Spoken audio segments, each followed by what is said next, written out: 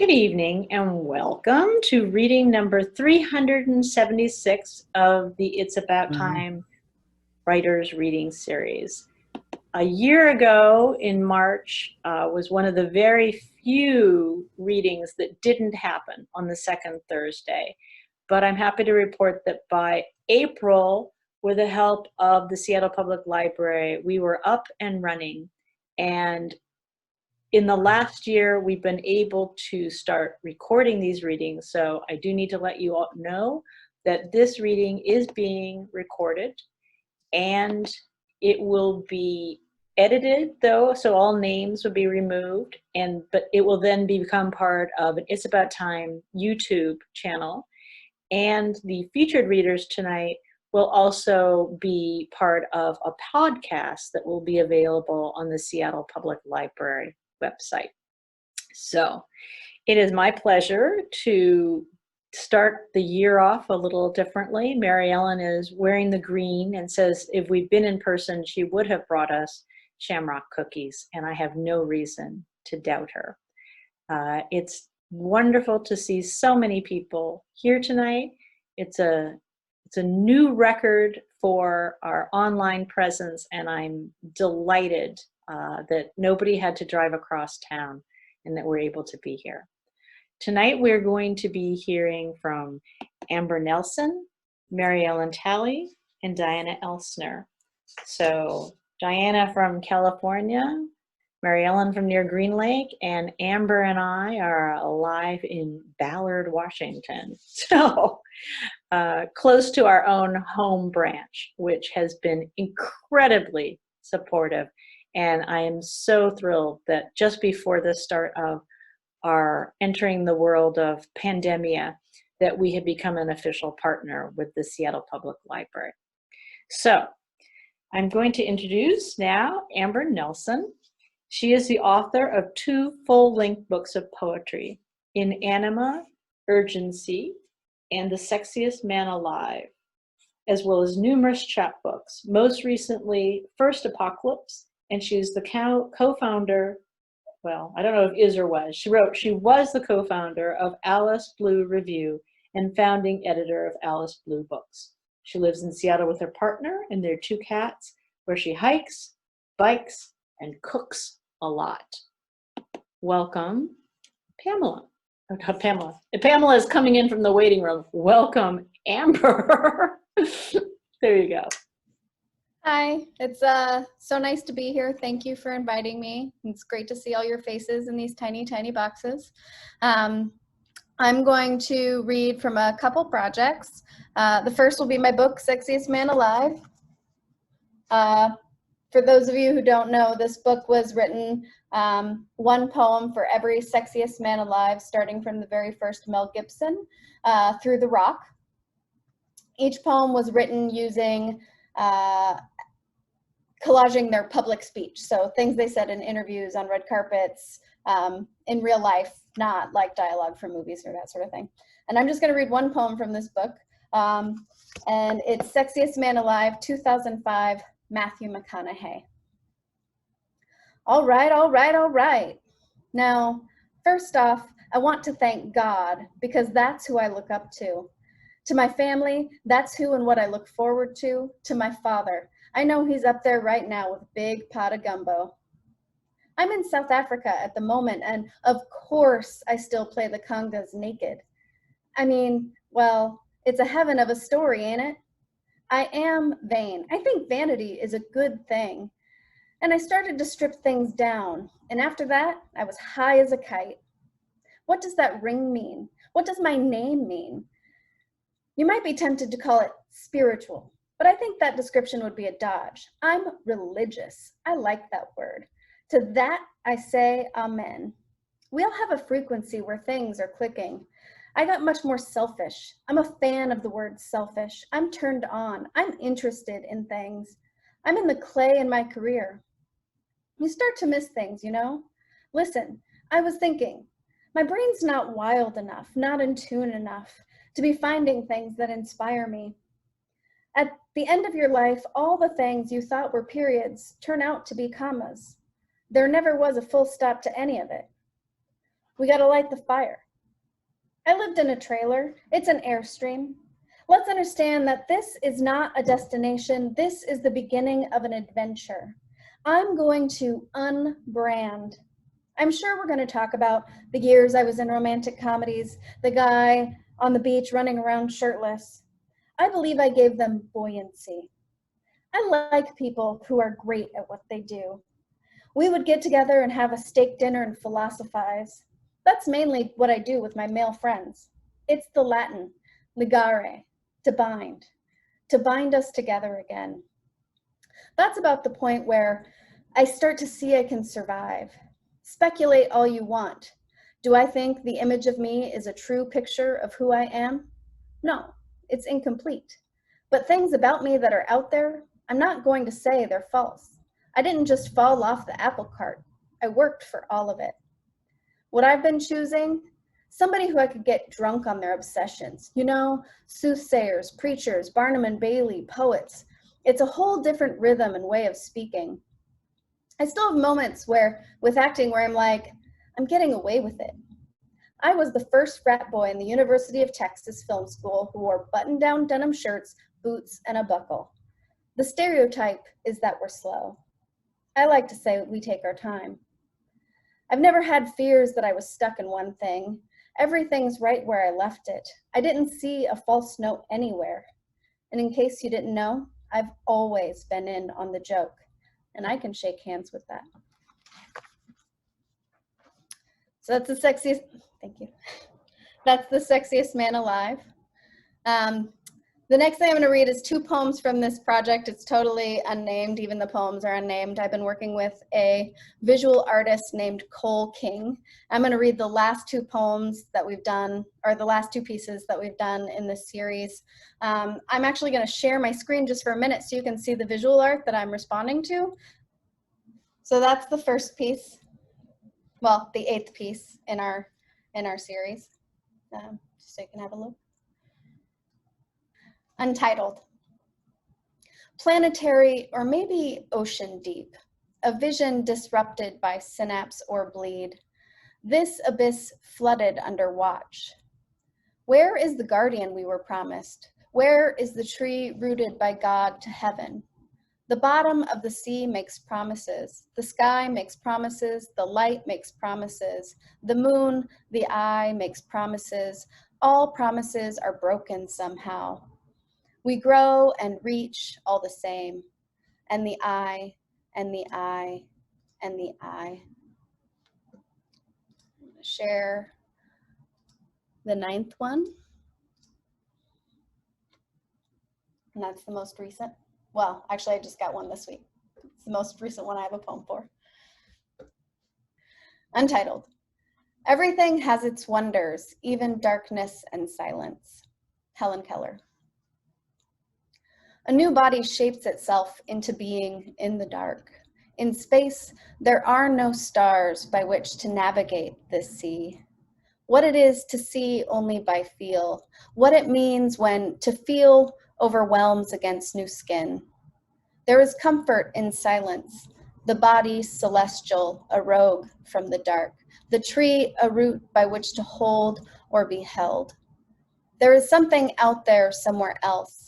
Movement towards a song and abandon, staves to unknown wilderness. Where do we go from here when we don't know where here is, lit from within, away? And I'm going to close out with some poems from this new chapbook called Safety.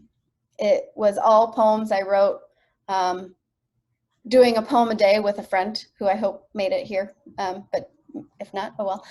We did poems a day a couple times through the pandemic, and most of it was trash, but I went back through and revised what I had made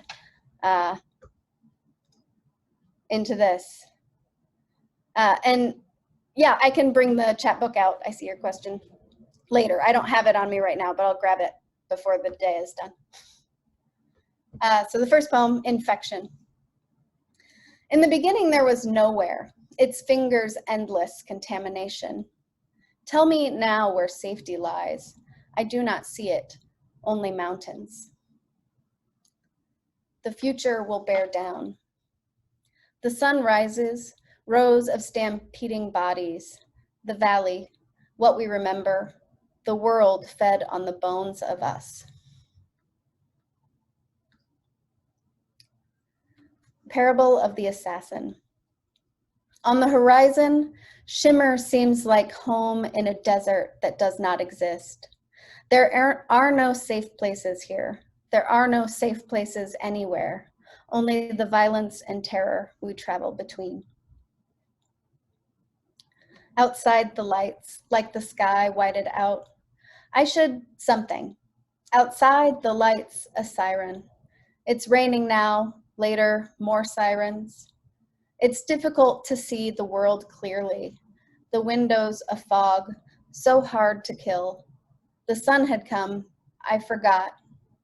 I'm considering a pina colada, thinking about desire, the half-sleep awareness of everything coming around the bend.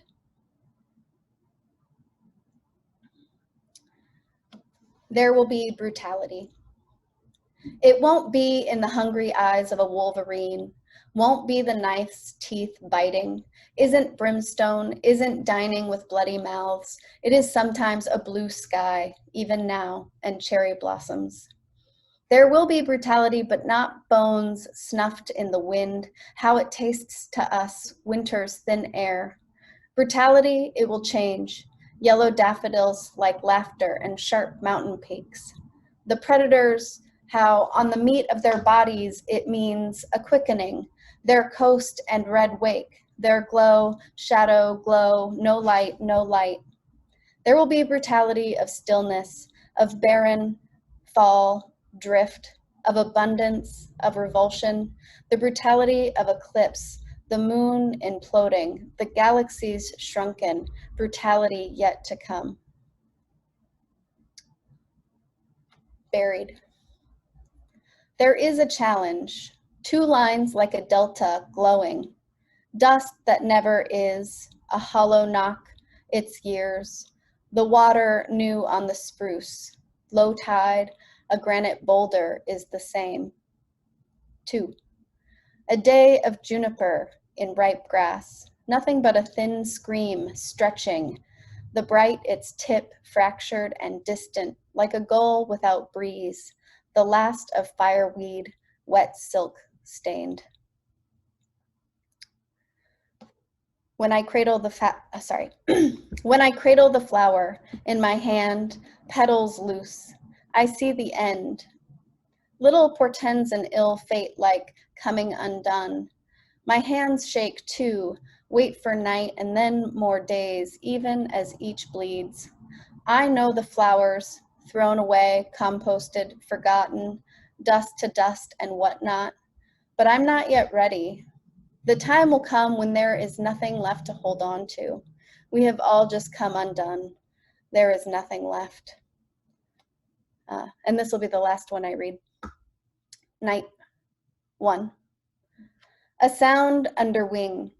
She hunts a black dawn, the sun, a boundary. 2. Our wood rot, lovely. 3. The wood's fangs, the stream free of bone, bound of finch and scar.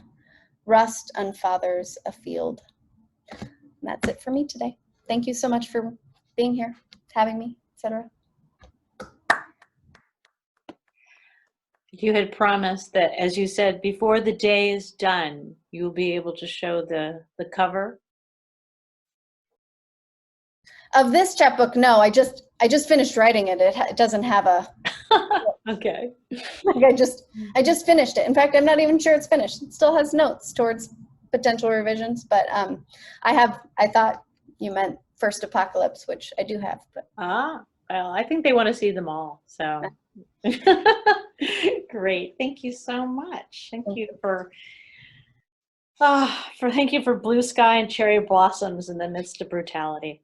So, all right, we now have some open mic people. So Eskimoni, are you there?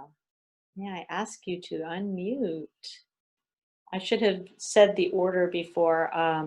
In terms of Yeah. people who did the open mic requests, it was, so this is, you'll be followed by Carol Levin. So, all right, you're on, Eskimoni.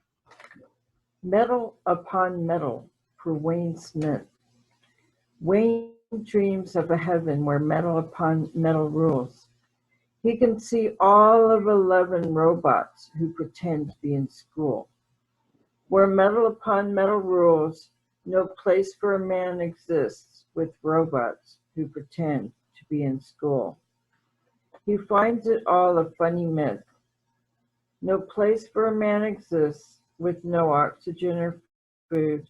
He finds it all a funny myth, and that the robots are rude. No oxygen or food, the molecules shift and turn.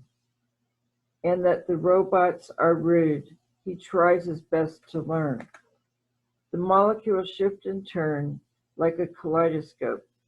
He tries his best to learn by writing to the Pope.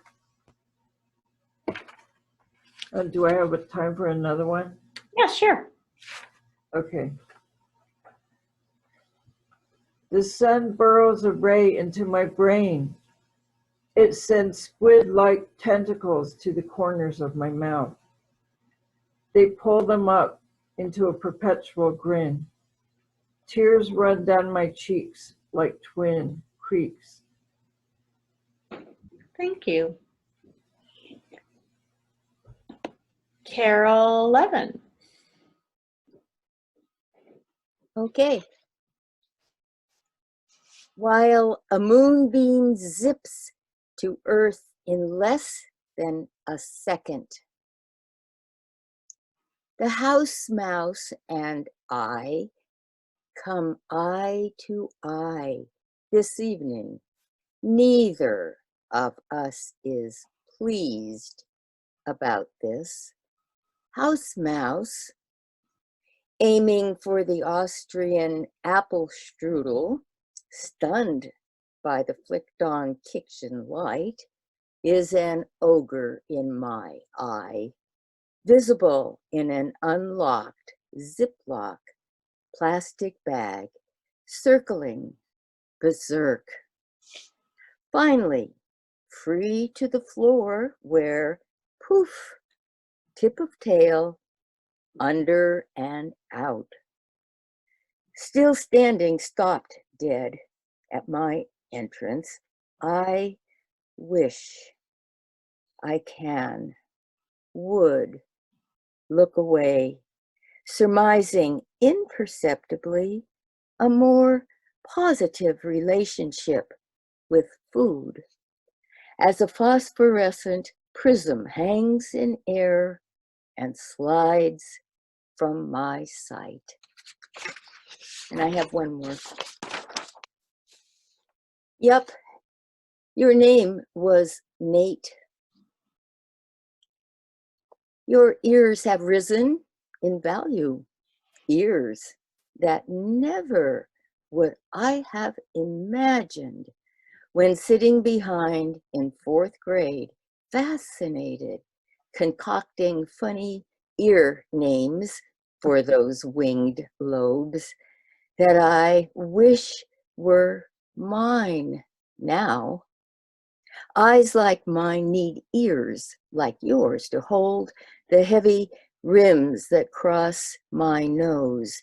And thank goodness ears have hitches for your indispensable ear aids, conveying my whispered words in earshot to you from behind my ear hooked on mask. Oh, Nate, if you thought about it, you would rhapsodize the jug-eared jokes that brought our attention to each other in enough amplification. All these years, I've sweet-talked love, and you're still all ears.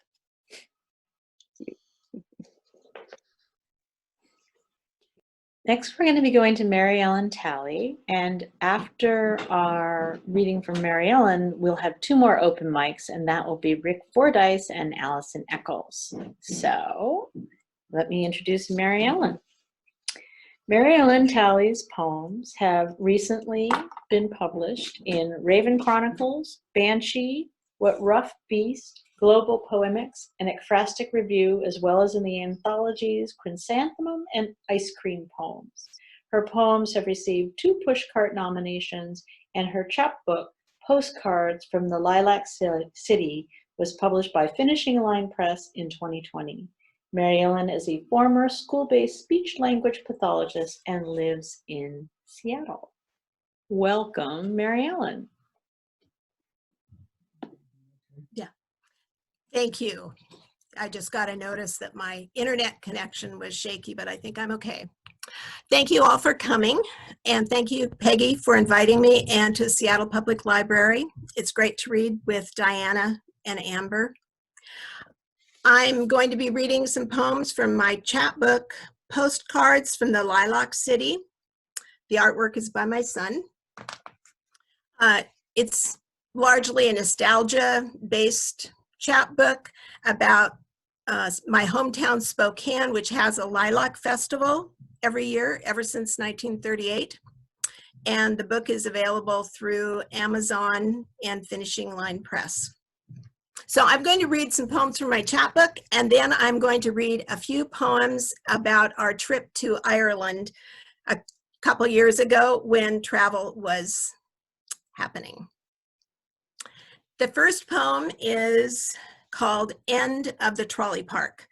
And if you may know that a lot of the amusement parks in towns were built at the end of trolley lines to entice people to travel.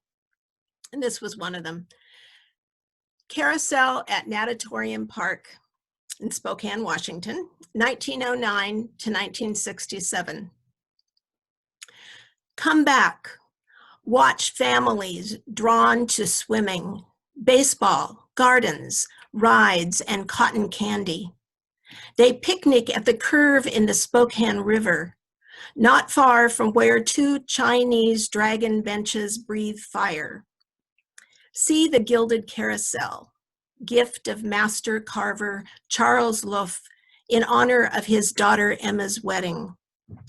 1 tiger, 1 giraffe, the benches, and all of 54 painted horses with bejeweled headpieces gallop as a platform spins. Revolving once, each steed jumps 6 times. Revolving twice, my father leans right on the first date in the Lilac City, trying to catch the brass ring with 1 outstretched hand.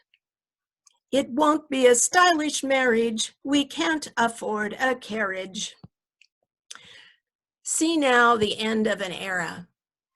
5-cent trolley line gives way to cars and buses. Merry-go-round and roller coaster still stand another 30 years to host 4th of July fireworks, where we parked on the rise above for the best view. Hush now. The stallions are sleeping. Come, leave the slow descent to Nat Park. 2. Oh, and the cemeteries are full of writers. 2. The Carousel returns to Riverfront Park, 1975. Open crates in storage and rouse each restless sleeper.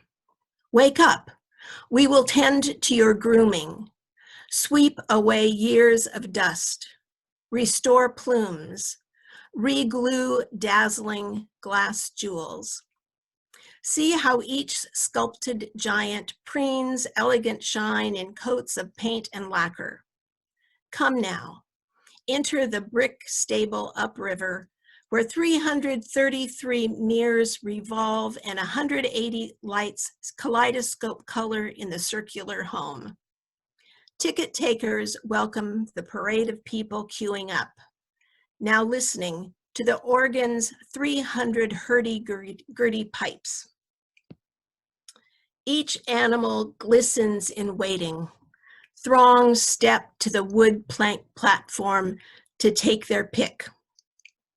Choose red sorrel, dapple gray, chocolate pinto, bay or palomino. Stirrups ready for the climb aboard. Grab the center pole, rise up, throw a leg over and cinch the leather belt. Organ music starts the slow circle with Oliver in the lead, head held high, galloping forward. Gonna take a sentimental journey as memories glisten, spinning counterclockwise. New generations tug the reins as steeds speed past in hastening cadence. Winded riders reach for the brass ring. Let the trolleys sleep. And here are a couple poems from the chapbook. They were prompted by a postcard project in Deborah Woodard's class at Hugo House. They begin with a short poem from a random postcard filled with, and then there's a letter to someone in my life. This one is The Big Red Wagon. Photo op at Riverfront Park. Now our grandkids slide down the handle, visit Aunt Leslie, and drive her to the cemetery. No one needs to buy lilacs in Spokane. Such profusion in a brief season. Letter. Dear Mary, Sylvia, Kathy, Linda, and the rest of us. 50 years since our graduation. We wore white gowns. I was there with Ken. You didn't expect us to last. The big city was Seattle. That's where we are now. A few years back, I saw our old biology teacher climbing Mount Rainier. Sister Marian Sarto is no longer a nun. Remember dissecting frogs in her class? Love, Mary Ellen. And this one, this postcard poem is called Cheerleaders. Hot, hot, so hot. Nobody has to tell us twice to wear thongs on our feet. Kick the can in the street and bike rides in summer. Some girls aspire to be yell leaders or lilac princesses, but they will have more options because we'll subscribe to Ms. Magazine. Dear Taylor and Aubrey, you have to come to Seattle for the bigger art exhibits. If you put enough colored dots on your floors and ceilings and tables and chairs like we did at the Yayoi Kusama exhibit, we'll all be counting using Aubrey's obstreperous method, while you kids are still doing slip jigs and riding bikes. Wish we could pick huckleberries together. Love, Grandma.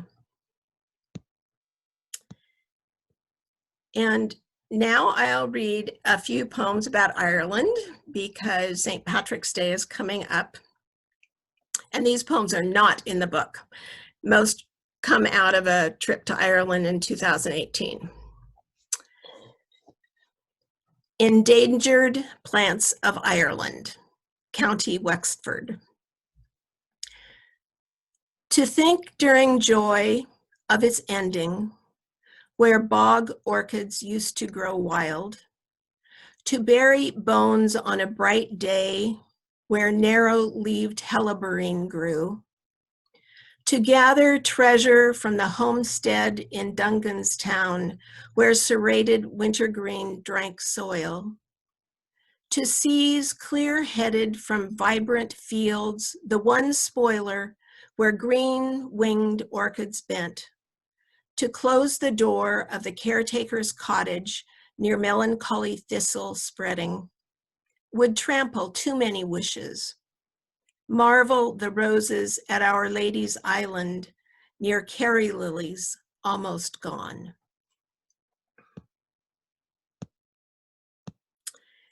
And this poem is about one of the rebuilt ancient circle forts that we saw in the west of Ireland. Cahergirl Stone Fort. We walk inside a gate to skip, to stroll, ascend, descend 7 narrow staircases. Find the wider grassy path on top. A walkway akin to earthy go-grain ribbon in circumference that protected landowners, their livestock from the wolves. Legal bounties, and now the wolves are gone 200 years. From atop the cashel walls, we survey sloping fields, see Lacanabulia and far-off ruins of Ballycarberry Castle. All 3 remnants traversed by mythic tunnels. Rams and cows, they roam, they rest today, in charge of solid ground outside the circle, eyeing my trespass with a languid gaze.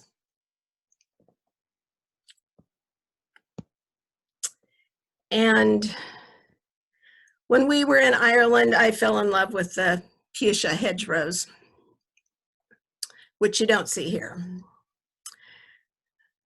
From Fuchsia Hedgerows. If I could bring Ireland to my home in Seattle, I would plant a trinity of fuchsia bushes and surround my yard with stone walls short enough to exchange tokens of friendship with my neighbors. I would line my driveway with a hedgerow of fuchsia, making that exit as narrow as the roads of County Kerry. I would live long enough for walls to grow covers of moss and brambles, come outside daily wearing long work gloves to protect my arms, and sometimes remove them to let my fingers linger under scores of pink and purple blossoms. And my last poem combines Ireland and COVID. 500,000. Winds blow across oceans, meander to gentle, long water reflected by an obelisk in Washington, D.C., or elsewhere in Dublin, sculpture of 4 swans with broad wings, the children of Lear. Up the steps, they honor the dead of the Troubles. We keep honoring the dead, plague of war, plague of disease. My president-elect looked out over lanterns lit to illuminate 400,000 American lives lost to COVID, phalanx of long reflection, the Washington Monument. I recalled standing at Dublin's Garden of Remembrance, mosaic dust of the dead, wind on my face, blue-green waves in still water, spent swords and broken shields of the Irish dead. We bring art of our hands, spread veneer of healing like a warm cloak across wide water of misery. Now, 1 month later, candles climb stairs at the White House portico as my new president honors 500,000 COVID dead. Trumpets sound over silent prayer. This healing we do when we remember. Thank you, everyone, and thank you for coming. Thank you, Mary Ellen. I always have to be pausing to write down these beautiful lines. Oh, let me see. Our next open mic reader is Rick Fordyce.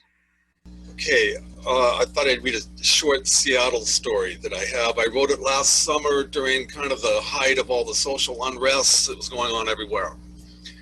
It's called Who Was Mr. Crane?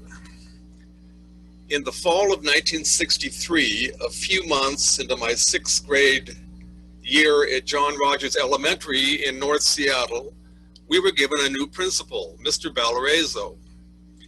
I was in Mr. Crane's class, a large man with an always ready smile, who honestly rode a Harley Davidson motorcycle to school.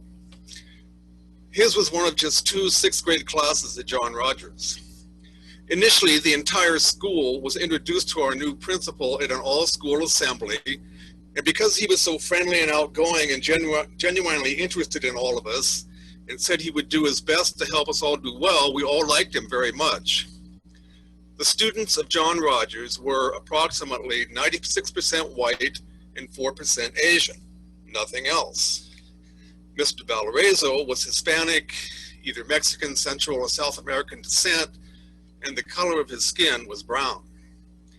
It was not long after Mr. Valarezo became the principal that Mr. Crane, always exuberant and smiling, yet tough and disciplined, appeared before us one Monday morning looking uncharacteristically somber and greatly subdued, a state we had not witnessed before. Even as a room full of mostly 11-year-olds, we knew intuitively that something was very wrong. After we were in our seats and quiet, Mr. Crane said he had a story he wanted to tell us about something serious that had happened over the weekend with regards to our new principal. He told us that as a gesture of friendship to Mr. Valarezo, someone new to North Seattle, he had suggested that he consider becoming a member of the local Elks Club, a social organization with chapters all over the country. The one in Lake City had a large dining room with nightly buffets, a bar, I believe a game room, and possibly an exercise area. Mr. Crane told us that very quietly, Mr. Valarezo, the new principal of a Seattle public school, had replied that that would not be possible, for he was certain that they would not allow someone who looked like him to become a member of their club. As civil rights battles were being waged daily in the American South, seemingly a world away from Seattle, Mr. Crane told us this story. He made it effectively clear that he was deeply outraged and embarrassed by what Mr. Valarezo had said to him, outraged that our new principal was afraid to join a local club because of the color of his skin, and he wanted us to know that. We were mostly too young then to fully understand what he was talking about, but we always remembered his story, and I'm sure that the elementary teacher who rode the Harley Davidson motorcycle knew we would. Who was Mr. Crane? Thanks, Rick. Alison Eckels. I stumbled on this piece of paper recently, and I wrote this about 2 years ago on the early afternoon before I went to read at a bookstore for the first time. So I was understandably nervous. And what does a writer do when she's nervous? Take a walk and write. So I did both. Today, I had just enough time to walk over to the rose garden and a little beyond. Most often I visit there, either when roses are in bloom or when the garden is garbed in snow. Today, all the rose bushes were recently pruned. Their stems were short, branches shorter. There was no hint of life visible. I sat in the gazebo and felt the stillness, gazed at the woody stems. I remembered that in our lifetimes, sometimes or many times, we are pruned. We are cut down to where we cannot imagine that anything within us will ever grow again. When we are in that place, we feel and live the dead of winter. I sat there, and I knew from so many years gone by that these rose bushes would reveal the life that was still within them, that in a matter of time they would burst into bloom. But I know that we cannot always remember this to be true. Just beyond the rose garden, I walked up the knoll amid pines and cedars. There were many branches on the ground, blown down by recent winter storms and felled by the heavy snow. Ah, this is what it looks like when we are mature in years and we get pruned by the winds of life. Across the bridge and down the sledding hill, I marveled at what I saw. Many more trees and branches were down since I walked there recently. Some seasons are like that. And on the ground, volunteers had been busy planting many new shrubs. They left a sign for the dogs, asking them not to trample there and upset the carefully tended earth and soil. So must we be careful not to tread the soil or trample the new plants when they begin to emerge in our inner garden. Thank you. Thank you. That is so appropriate as we emerge from this very unfortunate one-year anniversary today, but head towards spring. Thank you. We're going to hear from Diana now. And then after Diana's reading, we will have 2 more open mics from Julene, Tripp Weaver, and John Gorski. So Diana has decamped from Seattle, but she seems to have a wanderlust to her. Diana Elser was born in Great Falls, Montana, grew up in El Paso, Texas, finished high school in Bountiful, Utah, and earned a degree in English at Utah State. Despite coming from Montana ranch families on both sides, Diana grew up, as she puts it, regretfully suburban. She has published recently in the Chrysanthemum 2020 literary anthology, Rise Up Review, Claire, oh, you have to tell me how to pronounce this, Claire Story Poetry Journal, and Writing It Right. She currently lives in San Clemente. Her chapbook, The Winds of Home Have Names, will be released by Finishing Line Press in late March. Diana. Good evening. Pleasure to be here and to read with Amber Nelson, who I've never met, and with my colleague Mary Talley, who Mary Ellen, sorry, who, believe it or not, I do know. Anyway, she's the one who suggested that I read here, so I was very grateful for that. I also wanted to thank the Seattle Public Library programs, the fabulous job they do of keeping the arts accessible, and the Ballad Writers Collective, especially Peggy Sturdivant. I'm going to start by talking a little bit about my father because the book is dedicated to him. So I think that if you understand a little more about him, then some of the poems might make more sense. My father was a meteorologist. He was the son of a Montana rancher, practical, curious, very handy. He really enjoyed fixing things, so he was a neighborhood favorite. And he was a good father to me, my brother and sister, fun, hardworking, critical, always thinking. He loved his wife, his work, and showing off his children at the office, which was often at this time, which would have been the 50s and 60s, in airports, because at that point, the National Weather Service was still actively briefing pilots on the weather. He loved to dance, and he could not help teaching us about the weather. We grew up with the weather vocabulary. He was unusual for his time. He genuinely liked women and introduced both my sister and I, as well as our brother, to sports activities very early: swimming, tennis, shooting a .22. Unexpectedly, he died when I was 30, pregnant with my second child, working full-time, living several states away, short of money and time off. Losing him was my first experience with the death of someone close to me. So I've always felt like I had unfinished business in terms of just working through saying goodbye.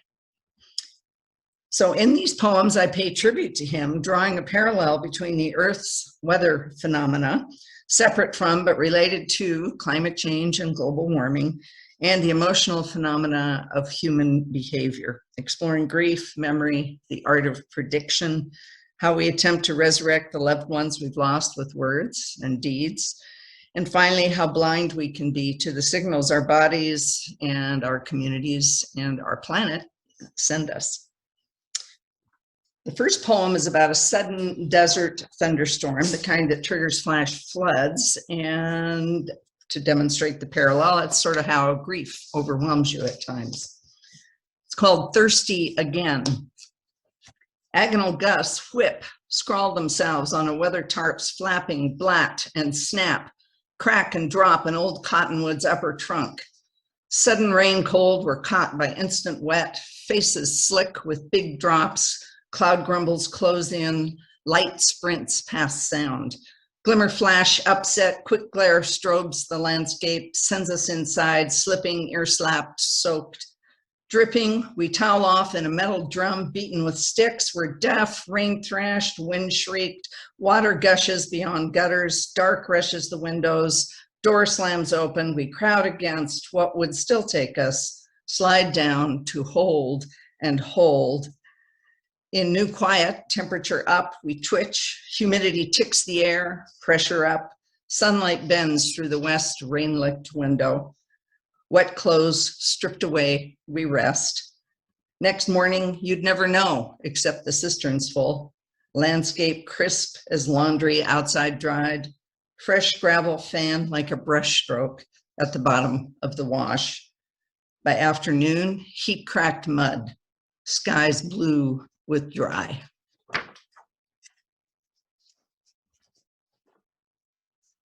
The next poem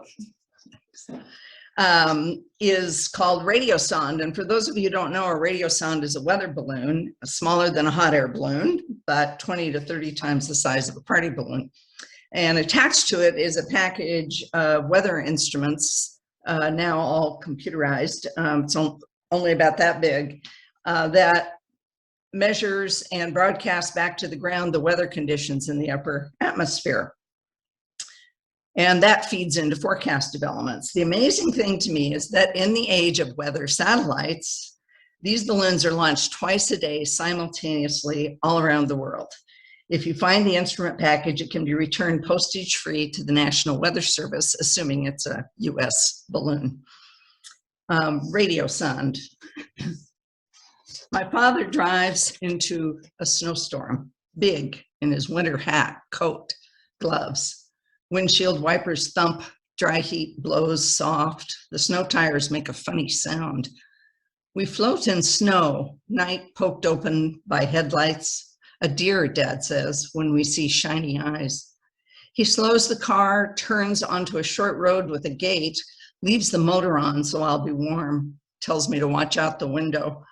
The car door thunks. I get to my knees on the seat, wipe a clear spot on the steamed window. Snowflakes make him blurry. His boots make a ditch.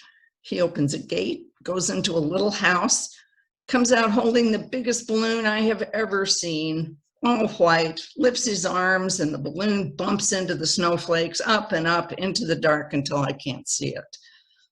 When he's back in the car, I want to know where the balloons go. He says, higher than you have ever been and higher than I have ever been. I ask, why? He tells me how pilots need to know the weather before they fly. I tell him I want to see the balloon go up again.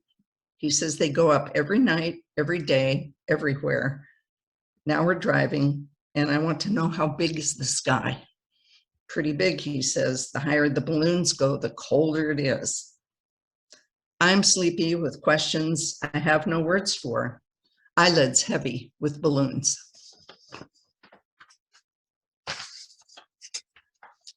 In keeping with measurement and weather instruments, this one is about a science fair project. What my father built.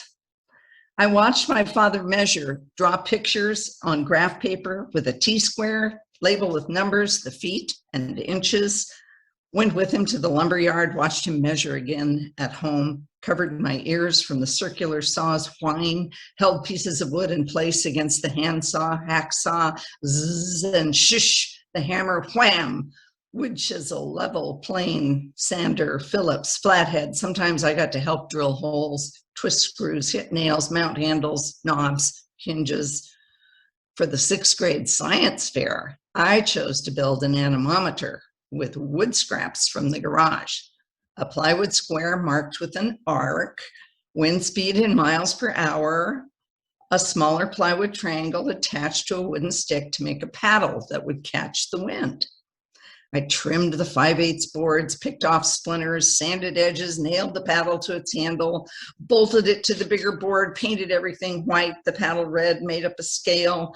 The paddle hung straight down at 0, hypothesis, wind speed equal to where on the numbered arc the wind blew the paddle. So clear to the straight A student, underexposed to failure, to the rudiments of instrumentation, calibration standards. Who didn't think she needed help, like a teacher's or a father's tactful suggestion? Let's look at a real anemometer, those tiny, finely lubricated, weightless cups I had seen spinning at the airport tower. Finally calibrated, I was attuned to adult reactions. Dad's face, a funny look, less enthusiasm than I expected as pride in me collided with his moral conviction that in this instance, I'd be left to my own devices.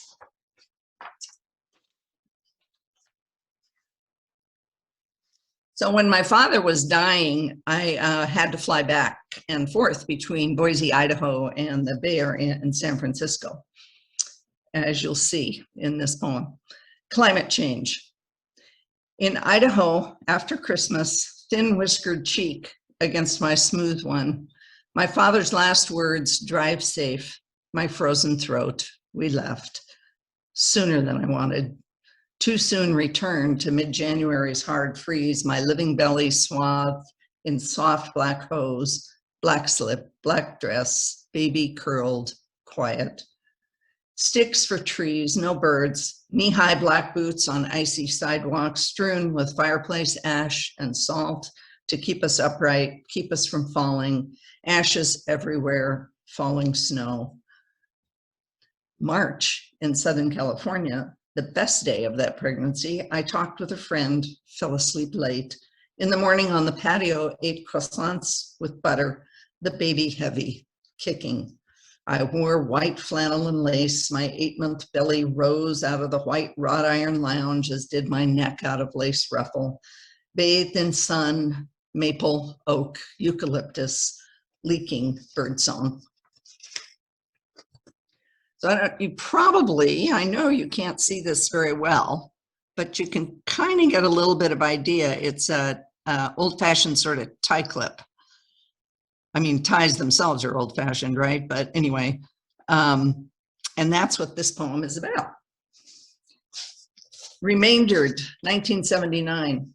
I find the tie clasp in its plastic box, stored in the dresser top tray with his Freemason's ring, a few small tie tacks, the bolos he eventually preferred to neckties, his watch, military pins and ribbons. I lay one hand over all of it, looking for magic. Nothing. In Thailand, 1971, because everything was cheap, we bought souvenirs for everyone. I designed a tie clip to honor my father's weather profession. Using my sketch, the artist etched in silver, raindrop and snowflake, cumulus cloud slashed by lightning flash, sun shining behind. But the weld of heavy clip to cloud and sun added weight, pulled at itself throughout the day until it hung crooked. On a fat tie, it angled down slowly. On a thinner tie, it dropped off altogether. And 8 years later, he was dead. I lift the box, take off the lid. Tarnished, the clip lies heavy in my palm. I touch the lightning bolt's sharp tip, slip the clip onto my lapel. It tilts, true to design and memory, begins to slide. So in this next poem, I refer to my children who were my father's only grandchildren. And I wanted to give you their names ahead of time so you don't get distracted trying to sort that out in the poem. So Jamie is my oldest daughter, and she knew my father well. Her 2 younger brothers are Derek and Christopher. And also the title of the book comes from this poem.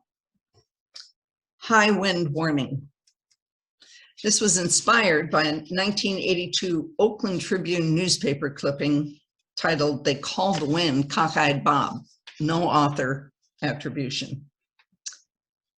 Humans name the winds of home like they name their children, their pets, familiar as the home horizon, color of the soil, taste of the local water. Afghanistan's wind of 120 days, the Central American chubasco, dry and hot Khamsin of the Middle East, Sueli over the Persian Gulf, Elephanta of southwestern India, steppen wind in Russia, North African sirocco, Alaskan taku, Siberia's viuga, North American high plains Alberta clipper, the Mistral of Provence, Waimea, Matsukaze, Willowa, Imba, Rock. I find the clipping 35 years after Dad's death, a wind sampler that triggers a brain-locked dust devil, makes me long to call or write. I would talk first about the Chinook, midwinter surprise when we lived in Montana, the mysterious name, the sudden warmth that melted snow cover, left us slogging home from school in mud, coats off, earth and vegetation smells, spelling spring. I'd say his first grandchild, Jamie, the one he knew, lives on the Carquinez Straits inland from the San Francisco Bay toward the Delta, where the seasonal Diablo blows hot and dry, high pressure in Nevada, pushing warm air over the Sierras. I'd mentioned Derek, whom he never met, the youngest grandson, living in Seattle, where to the north, the Squamish whirls up violent in the fjords, dissipates at sea, while to the south, the gorge wind, the coho, drives whitecaps on the Columbia. I'd mentioned Derek, whom he never met, the youngest grandson, living in Seattle, where to the north, whoops, I already read that, sorry. I'd tell him that in Southern California, a sister wind to the Diablo, the Santa Ana, also born of Nevada heat, swells above the San Gabriels, rushes to the Pacific where his oldest grandson, Christopher, lives, born 3 months after he died, father to his twin great-granddaughters. But I am done with this one-sided conversation. Cannot say any more names for small talk with a ghost, no matter how beloved. Nostalgia, the universal breeze of lost attachments, spins to wind shear, knocks me sideways.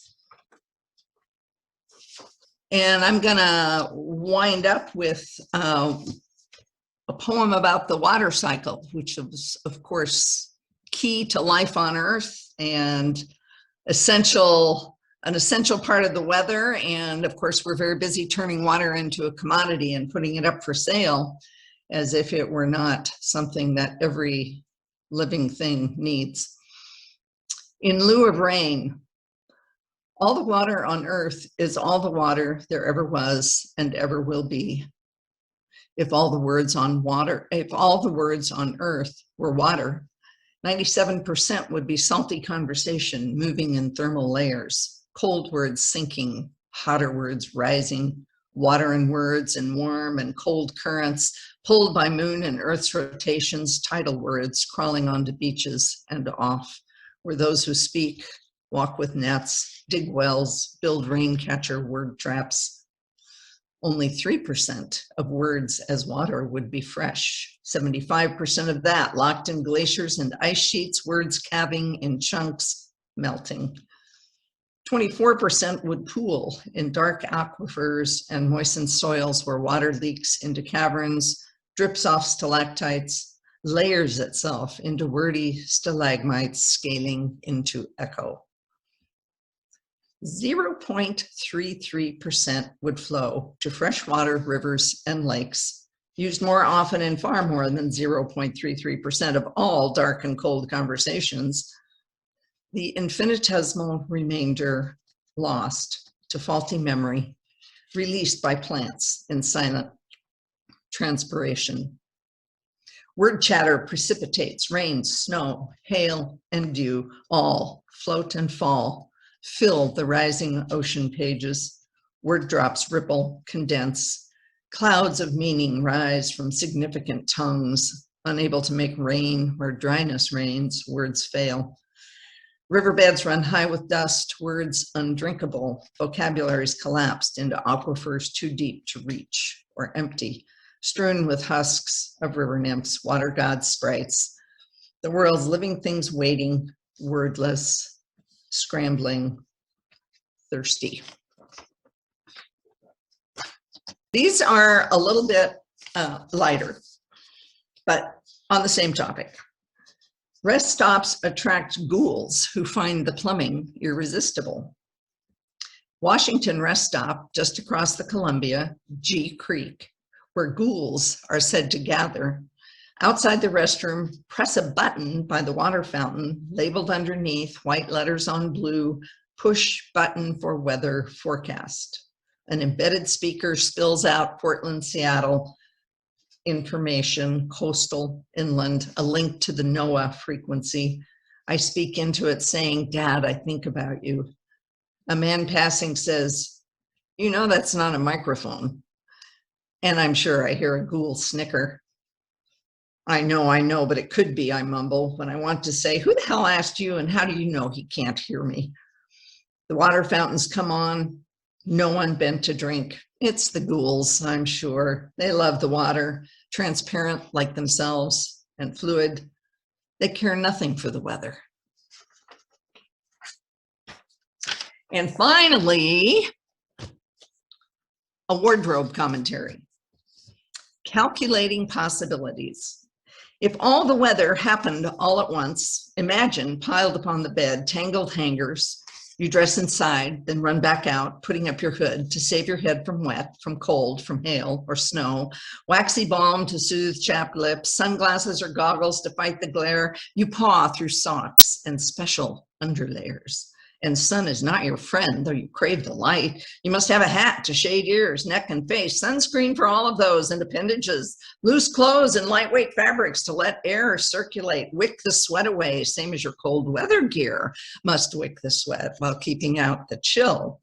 You layer up and peel off fleeciness and bulk, mackinaws and parkas, anoraks and slickers, Wellingtons and mucklucks, tivas and sorels, mittens, mufflers, gloves and muffs, tuyos and sou'westers, toques and balaclavas, dickies and bandanas, ice cleats, boots, water, snow, or rock shoes, dry suits, wetsuits, shorty or full, thin sulet, smart wool, sunshield and spandex, umbrella, neoprene, lycra, and Gore-Tex, short sleeved, long sleeved, hooded or slip-on, antibacterial and odor reducing, sunproof, windproof, waterproof, or resistant. Clothing protection and endless selection while the weather comes to you naked. How's that for a grand finale? Thank you. Thank you. Thanks. It's been. Oh, and I was going to show you, since the book isn't out yet, can you There you see, go. there's a picture of what the book will look like. With your dad? Yeah, actually my son did the cover art, the collage, and it's a collection of family pictures, and a number of those pictures actually have references in the poems. And then my other son, who was on the call, he took the author's picture for me. So they'll get credit in the book, which was a very nice touch. Nice. Thank you. All right, Julene, Tripp Weaver. You're up on open mic. The backstory momentarily on this poem is that it was a year ago when AWP decided to go ahead with AWP in San Antonio when I went. So this is written after that. Bus stop in San Antonio, first night, AWP offsite. He says, I've been sent to test him. That he's a good person, so he will pass the test. That's good. The word schizophrenia lands in my brain. He says, I will act like I don't know what he's talking about. It's a test of his character. Reminds me he won't hurt me. People like you have cars. He's black. I'm white. He's right. I'm traveling, so I don't have a car. He asks if I have a car at home. I do. He asks why I'm taking the bus. Reminds me He won't hurt me. I explain, I lived in New York, the city. I'm used to public buses.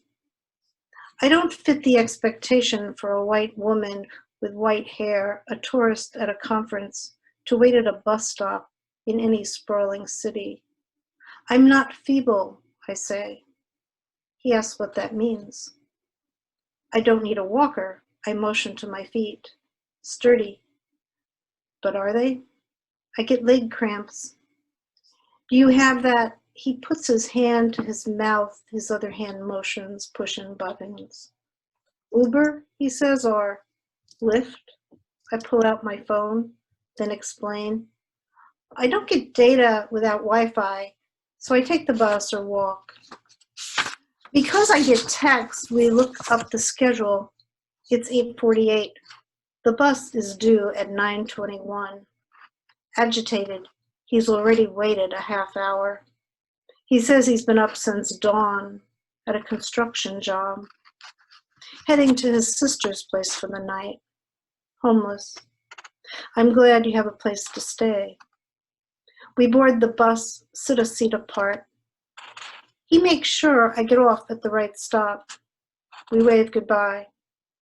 I exit for the vegan cafe, healthy food, and a poetry reading.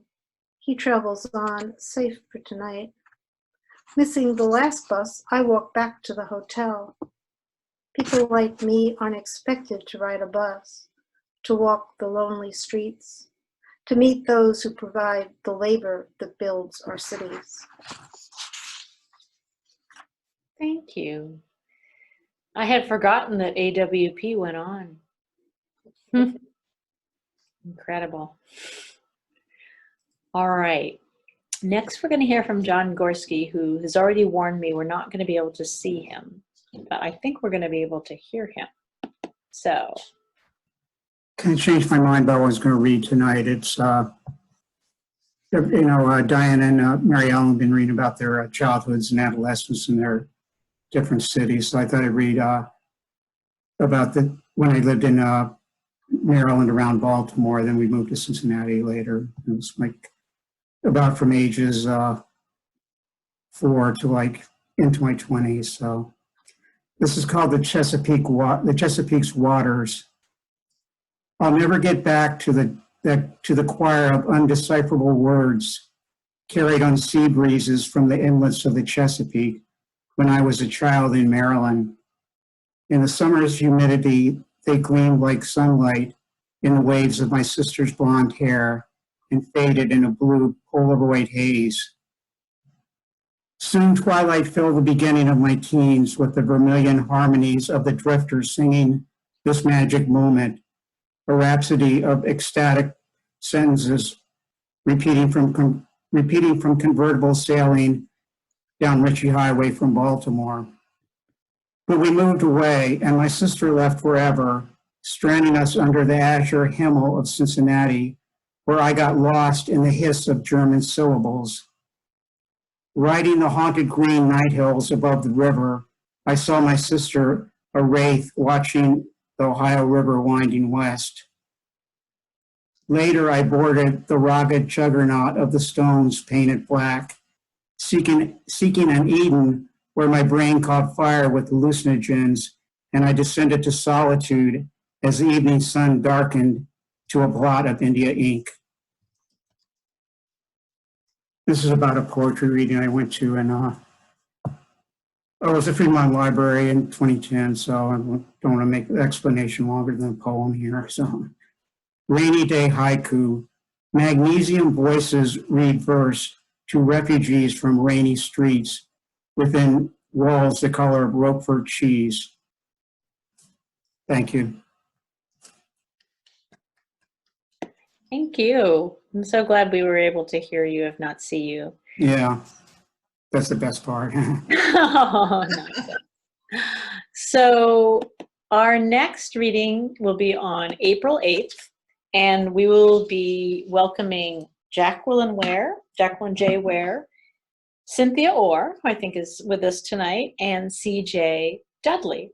And just as a reminder that especially now that we are online for the well, I don't know how much longer, but for now, we don't have the same boundaries. So even if you've left Seattle, we'd love to have you read. I'm booking from June on. So I'd love to see more of the names and faces that I saw for the first time, and familiar faces tonight come back and join us and share their words.